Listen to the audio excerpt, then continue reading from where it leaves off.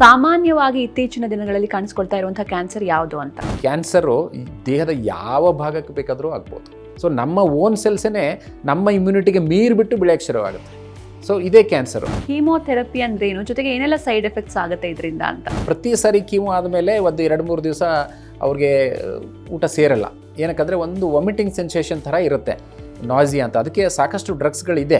Cancer ಟ್ರೀಟ್ಮೆಂಟ್ಗೆ nutrition ಅನ್ನೋದು ಎಷ್ಟು ಹಾಗೂ ಯಾಕೆ ಮುಖ್ಯ ಅಂತ? ಟ್ರೀಟ್ಮೆಂಟ್ ಕೊಡ್ತಾ ಇರುವಾಗ ಅದರದೇ ಆದಂಥ ಸೈಡ್ ಎಫೆಕ್ಟ್ಸ್ ಇರೋದ್ರಿಂದ ಅದನ್ನೆಲ್ಲ ಫೈಟ್ ಮಾಡಿ ಅವ್ರು ಹೊರಗಡೆ ಬರಬೇಕಂದ್ರೆ ನ್ಯೂಟ್ರಿಷನ್ನು ತುಂಬ ಮುಖ್ಯ. ವೇ ಪ್ರೋಟೀನ್ ಐಸೋಲೇಟ್ಗಳು ಇವೆಲ್ಲ ಹೇಗೆ ಸಹಾಯ ಆಗುತ್ತೆ ಅಂತ?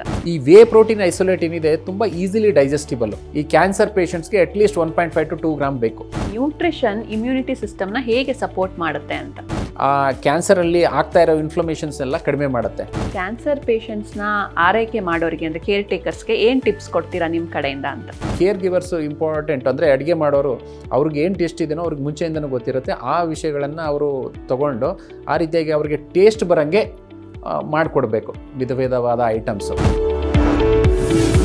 ಕ್ಯಾನ್ಸರ್ ಆರೈಕೆ, ನ್ಯೂಟ್ರಿಷನ್ ಮಹತ್ವ ವೀಕ್ಷಿಸಿ ನಾಳೆ ಬೆಳಗ್ಗೆ 10:28ಕ್ಕೆ.